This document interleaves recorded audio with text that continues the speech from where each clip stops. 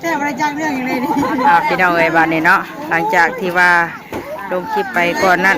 มาถามเอาบุญสารวัตรเพิ่นก่อนเนาะที่ว่าเพิ่นพาไปพี่น้องเอ้ยว่าสิเป็นแนวใดพาทางประตูเพิ่นไปห้องหมอเนาะให้งุ้งกว่าได้บัดนี้เอาเบิ่งเอาคนลงหรือว่าเนี่ยเด็กเขาที่เป็นใครยังไม่น้องอีกเดี๋ยวชื่อร้อนพี่กันเป็นนี่ได้อาการหมอเจ้าหมอพุ่มเจ้าชิมดินี่ดีได้บอกถูกได้สรุปเล่าที่ได้บาทไปหมดเลยไปหมดแล้วเสียรถบอลหรือบัตรเสียรถไปปะคอยบู๊กันเราแล้วเนาะคือนี่เอาดึงเราลงมาเนี่ยฟังพี่น้องแล้วแบบสมองที่มีนะฮะปล่อยให้เขาพุ่งเราลงมาลงจะเตียงเลยก็ลงมีแล้วก็ยืนเมียเราเตะเขาไปได้ฉุกเฉินทางการมองกับไอเบียงเปิดมันหาที่มาบอกว่าชัดว่าเนาะได้เพิ่นว่าได้หมดคนชุดไทยก็เสียพี่น้องแล้วก็บ่ทันก็ยังมาเพิ่นว่าเป็นนั่นนี่นะแล้วตอนนั่งรถไปน่ะทั้งทีเวลายังอยู่ยังนั่งรถน่ะเป็นทั้งหลายบ่ใหญ่อ้าวเกิดเราเป็นคุณครับเนาะบ่อะไรบอกให้อยู่หลังนั้นมีบ้านมีเห็นแล้วขึ้นไป4-5 คนหนึ่งหลังแต่ก็เสียแล้วเนี่ยเสียเราใช่เอาเสียเราจะมานำกันแล้วพ่อใหญ่ท่วงไม่ได้ไปจักรชมจะได้ยังว่าอย่างว่าเรากระทรวงเมื่อกันเพื่อนด่านมาการนั่นแล้วเก็บพาเป็นไงกัน3 คนที่3 คนเป็นไงน่าจะไปน้ำหนักฮัลโหลเดวมาใส่ดินนั่งเล่าฟังเหตุการณ์ว่าบุญเล่าพี่น้องไอ้ผู้ได้ไปพานำชมโรงพยาบาลเล่าน่ะทุกหอดแล้วบันที่มันไงแล้วมือตาตาเย็นเลยเย็นไปเลยมาท่านนะเงินนอกแล้วได้ใช่เบิร์ดอยู่นี่เบิร์ดอยู่มอซอยบนท่านแม่ตอนยืนทางเนี่ยอยู่นะซอยกลับมาบ่ได้ก็จะซอยกลับมาบ่ได้มาหอดทางใหญ่กันยังพังงาอยู่แล้วอีกลูกขึ้นมาลูกบ่ได้เดี๋ยวมันอ่อนบ่ได้นะเนาะอ่อนมันตัวแล้วตอนไปห้องหมอเพื่อนนอกมาเนี่ยป่ะยังมวยมาแล้วก็เล่าไปจะได้หอดตอนนี้เราอยู่ห้องหมอบ่ได้ติแต่ถ้าอยู่ได้เย็นแล้วอีลาครับเสียร่าคนนึงกับพ่อบ้านแต่เราอยากเราไปแล้วเนาะเราอยากมาครับถ้าเราลูกหลานญาติพี่น้องเพิ่นไปหับอยู่ห้องหมอบ่ได้พี่น้องเนาะรับจบเพิ่นมีเงินขาวไปหมอไปเอาสอบให้มาคอนบ่สบายใจของเรานะเนาะแต่อยู่ในงานเราเนาะสบายใจคือคนจะได้สะเนาะมันเกิดได้พี่เนาะระยะนั้นมันบริเซียอยู่นี่ถ้าใช้อยู่ที่แล้วเพิ่นก็ยังแบบว่าสงัดอยู่เนาะป้าละตั้งทรงแล้วเลยคุณข่าวตั้งทรงแบบต้องกินซีนหลายนะเพราะว่าเขากินซีนความดันเมียงแน่เนาะคือเราเมื่อวานได้ยินเพื่อนเราบอกว่าเรามีพยาธิประจำตัวอยู่ได้นี่พยาธิประจำตัวว่ากินซีนเนาะกินเหล้าอยู่บ้านใหญ่มาเราเข้าไปบ้านใหญ่กินเหล้าก่อนเราสมาธิกินพี่เพื่อนยังเพื่อนพี่น้องเราใครเพื่อนมูรับจังหวะ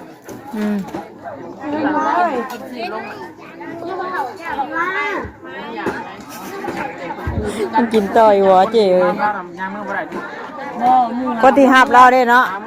อันนี้เราพริกแห้งเลยเราคั่วเอาแห้งบ่ได้เลยแล้วเราอันนั้นเลยกระดูกเผาแล้วพริกเนี่ยมันเราก็ลูกบ่ได้หมูเราทีเราจมเราชวนเอานะคนเราผู้นั่งใกล้กันกับเราเนี่ยพี่น้องเนาะเราก็ลูกบ่ได้เราก็ย่างเมื่อว่าใส่แกจะโดดเมื่อเท่านั้นก็ได้เป็นนี่ได้เนาะแต่ว่าผู้ที่ว่าเพิ่นล้มนี่ก็ได้เสียชีวิตแล้วพี่น้องเลยนำไปส่งโรงพยาบาลหรือว่าห้องหมอประทันครับเนาะมีฟองอากาศดิโยนเอาไผ่กับหุ่มเบิ่งได้ว่าเป็นย่าง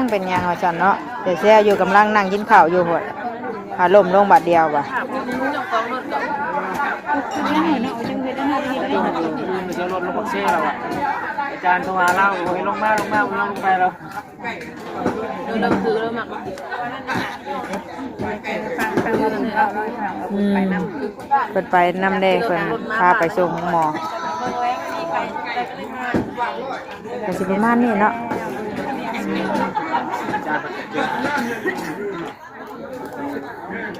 คงเฮ็ดได้เนาะ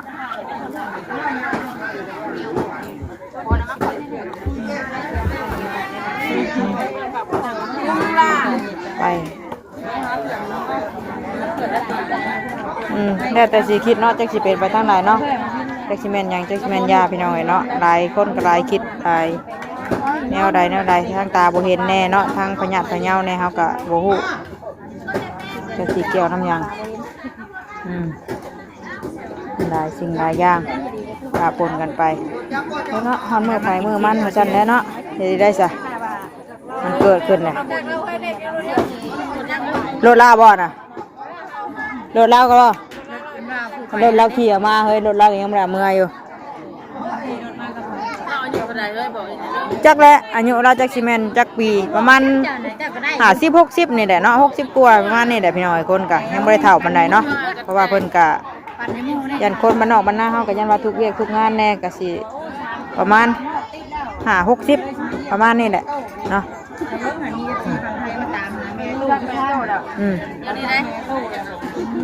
ก็ดังนานได้สิ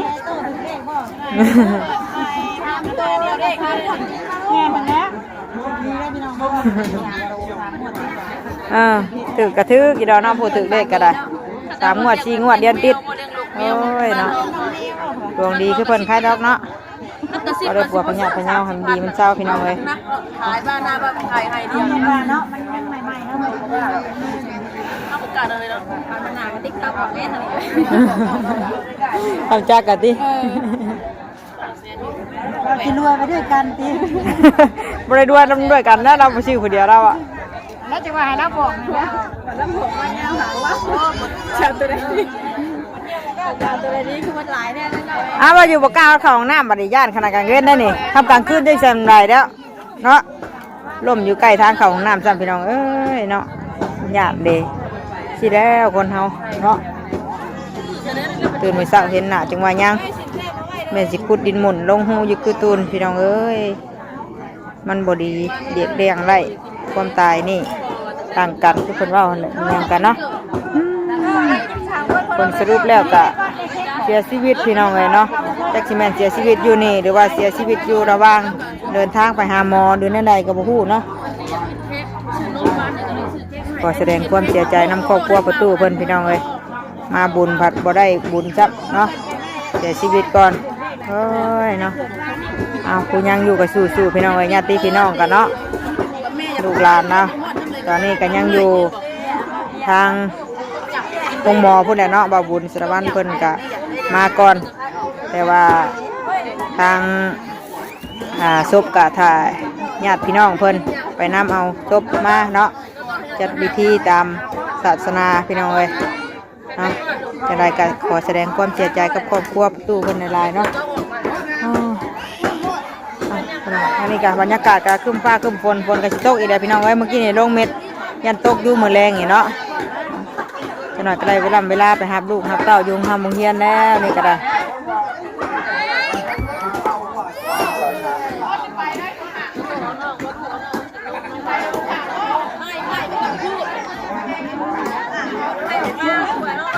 ในครัวเฮากับแผนกในครัวผักกระดูกกระเดี่ยวไว้อบไว้แกงมื้อแรงเนาะนี่ก็ยังแต่ช่วงแรงพุ่นแหละลงแล้วลงไว้แท้สบายดีเป็นนายเจ้าสิไปรับลูกทั้งนี้เลยบ่ได้สิเมื่อก่อนเมื่อได้ฝนตกห้ามเลยเนาะน่ะจะหน่อยบัดด้านทางเปื้อนได้พี่น้องเอ้ยไปนี่ทางเปื้อนก็ยากไปอีกแล้วฝนตกนี่ไปยากมายากทางก็ได้ถนนหนทางก็บ่คือเก่าเนาะใส่เมื่อได้นี่เฮ้อไปเลยเอาจะหน่อยก็ได้เวลาทอนลูกทอนเดียวเลยพี่น้องเลยเนาะอีกจากเพราะว่านี่เพิ่นก็อยู่ใกล้เลยนี่แหละนี่อยู่แก่หน้าเพิ่นนี่เองใกล้ๆนี่เนาะไม่ได้ไกลปานใดไฟกระลับพี่น้องเลยบรรยากาศก็มืดครึ้มฟ้าครึ้มฝนไฟกระลับพ่อไฟแบบนี้เนาะแล้วเพิ่นเดินรอถ่าทางครูบาเพิ่นมาทอนลูกทอนเดียวเนาะเก็บดุ บ้านเฮาเอิ้นพี่น้องเลยเนาะก็จังไปรับลูกวันนี้เนาะตอนนี้ก็เป็นเวลา2 โมงพอดีเลยเนาะ2 โมงแล้ว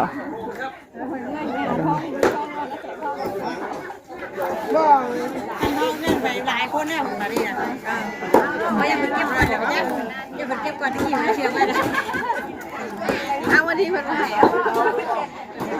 เน่าไปจะเป็นชายเนาะไม่ได้เพิ่นเพิ่นเน่าจะจักเน่าหรือบ่นะเป็นญาติพี่น้องติเก็บลูกเก็บเดี่ยวมีขับมีทองมีแหวนมีเงินมีคำกับเพิ่นอยากให้ผู้นั้นกับแม่นผู้นั้นได้เห็นได้เพิ่นว่าน่ะพี่น้องเนาะ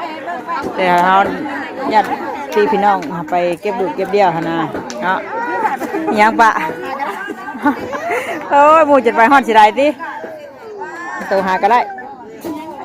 ป้าว่าลงคลิปหมูจัดไปฮอดสิได้หาก็ได้แล้วอ่ะดีแน่เนาะบรรยากาศอ่ะมันดีแท้มันบ่แดดพี่น้องเอ้ยมื้อนี้ก็ได้เดินก็กว้างแน่เนาะถ้าอยู่กับอาตัวเอ้ยตู้คนงามจักแน่บอกแน่บอกลูกบอกหลานแน่บัดนี้นะถ้าถือเลขถือเบอร์ด้วยนั่นการล่าเท่าไรเที่ยวเลยกันซื้อกับมูลันที่ซื้อแล้วเขาก็ทำประกับไปกลับมาจนวันละ4 วันยาซาซา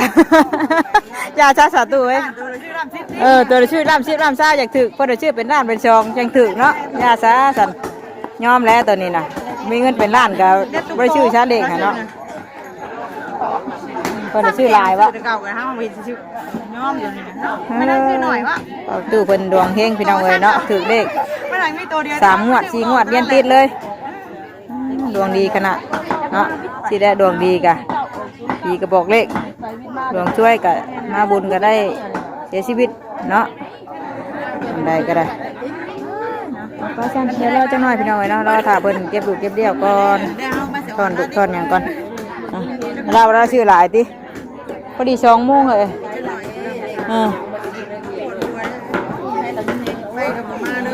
ไปกับรับพอไฟมันนี่เนาะมาแรงยันมืดได้บ่แรงนี่บรรยากาศกะคุณว่าคุณคนพี่น้องเลขยัง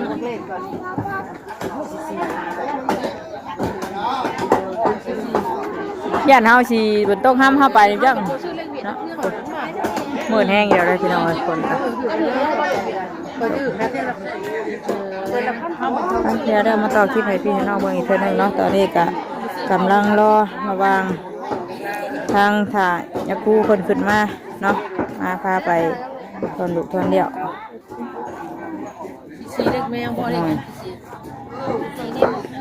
เป็นจุดมาหาบ้านปลอดตายกันถึงบ่แม่นถึงเรื่อยๆว่าถึงกันเลยแก5,000นึงไม่ใช่3 โลบาท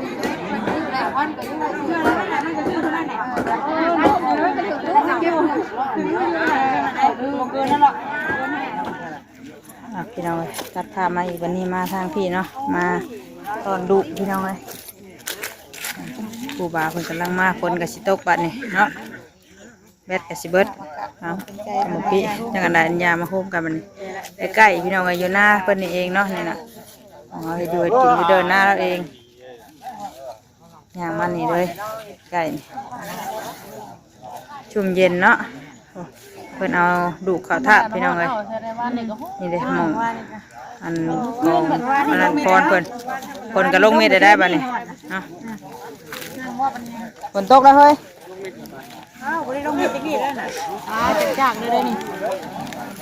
ฝนตกบ้านนี่พี่น้องเลยเอาเนาะตู้เฮ็ดให้ชุ่มเย็นแล้วมาทางครูบาเพิ่นจุดก่อน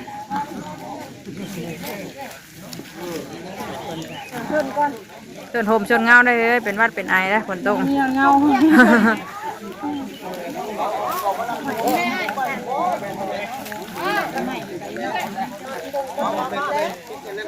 แบบนี้เอาทำไมมันดับไปมันเบิดพี่น้องเลยเนาะแบตเตอร์ซับกับสีเบิดป่านนี้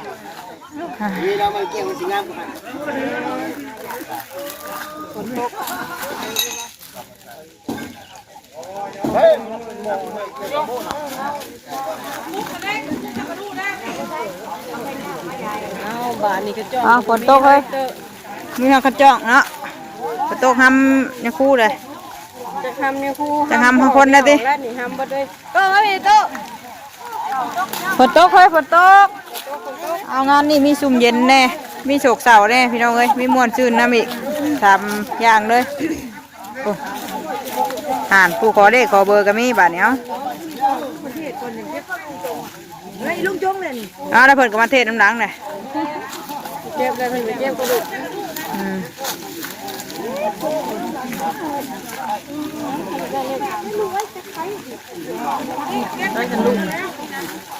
จักใช้ลูกเต้าเพิ่นมาแล้วบ่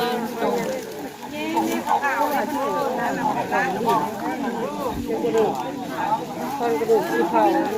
เลือดแต่กระดูกเนาะพี่น้อง นั่นแหละ ได้คือกันเนาะกูว่าอยู่นี่กูงามๆนี่ก็คือกัน ไปคือกันเนาะที่ได้งามหังมีก็คือกันทุกข์ยากก็คือกันถ้าได้ก็ตายคือกันมาจบอยู่หม่องเดียวพี่น้องเอ้ยเนาะมันก็อยากได้อยากมีแหละคนเฮาเนาะเมื่อยังมีลมหายใจอยู่กะไผก็ดินรนน้ำเงินน้ำคำหั่นแหละพี่น้องเอ้ย อยู่ข้างคอจะรอดิ ตายไปแล้วก็บ่ได้มีหยังดอกมีแต่ เดี๋ยวว่าเราจะโชคเช่ากูนี่ บ่แล้วเป็นตู้ในพาเบ้าเราว่าผู้ห่างผู้มีผู้อันงามผู้งามคือกันมันดีบ่ได้ดอกมันหยังกะว่า กินนี่ยังบ่ว่ายังเบ้าชุกเขาหัวทั่วโลกเลย สั่นเลย เฮาญาติคนหายกันแล้วตอนนี้นะมาถึงคนแล้วครับ บ่งนี่ก็เนาะโดนมันสิหัวคนเลยเนาะ บัดนั้นแล้วก็หนีห้องบ่ได้กูหัวจั่วกวนเด้อ คนกระตกบัดนี้อ้าวหดไปขึ้นมาบัดมาตกตอนทอดดุเหรอ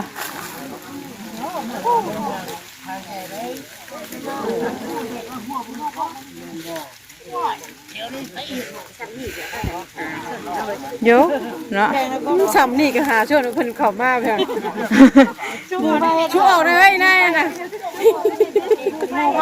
อยู่บ่เฮ็ดโทษเด้อเฮ้ย ส่วนเยอะ จริงๆเฮาบ่ได้พูดส้นนะค่ะเฉพาะวันนี้พานังเนาะไม่เห็นแน่นอน เนี่ยยังพอประกาศชนคือกัน ดูใหม่ดิดูใหม่ยังนี่พอเดี๋ยวได้เนาะบอกสมมุติเฮาบ่ควรชดนะจริงๆเพิ่นต้องน้ำหวดแดงบ่ล่ะเนี่ยพอแล้วก็หาหมองชนอยู่แล้วบ่มี อยู่น้อยเนี่ยไม่ได้ตีกระตกให้เย็นวะบอกเนอะเสียเราบอกได้จ้างมืออื่นน่ะไอ้ตู้ไปไม่ไปกินอันเบิ่งนะใช่ป่ะไทยถือเลขถือเบอร์ด้วยขยะอยู่ขอไม่ไอ้ตู้ไปเดี๋ยวแห้งมานี่ไปกลับกันได้ยังพอฝนตกบ้านี่เนาะเขามาตกตอนนี้รถฝนกันแล้วพี่น้องหยุดกันนะตัวข้าวเฮ็ดแบบนี้ก็น่าบุญไหนคนพบไปเลยเลยตื่นพี่น้องเลยเนาะมีแต่นี่เลยงานเรานี่กะตอนเราเสียกะฝนตกมาเฮ็ดให้ชุ่มเย็นบ่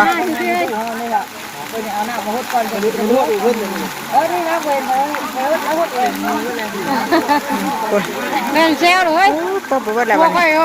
เป็นห่วงเมียอีกเว้ยน่ะหาเมียอีกโอเคค่ะเดี๋ยวเมียไล่น้ำหลังเลยแต่เรามันดิ โอ้ยเป็นห่วงเมียหรือว่าเมื่อป้าเมียเรา เมื่อยเลยดิ เอาไว้เขาอยู่ยังนี่ไปดิ ไปว่าเลยไปจะไปอยู่ห่มก่อนพี่น้องเอ้ยฝนตกเลยเนาะห่มอยู่เงาก่อน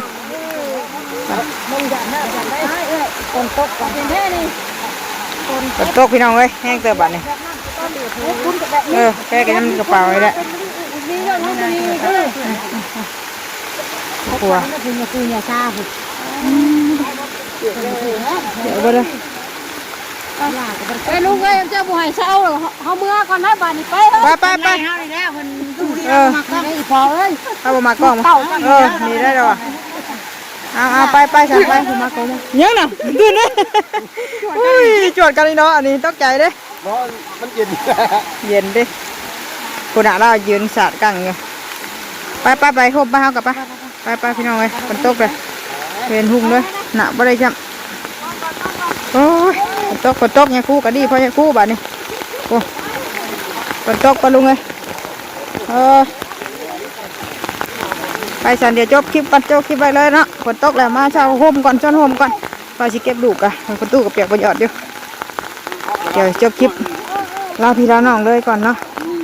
สบายดีกันเพื่อนสุขุสุขคนเด้อพี่น้องเด้อฝนตกระวังมาทอดดุเนาะได้ดูได้ไปย้ายดูย้ายของคนตัวนั้น ห้างกลางตัวคนกับผัวเมียเพิ่นดิ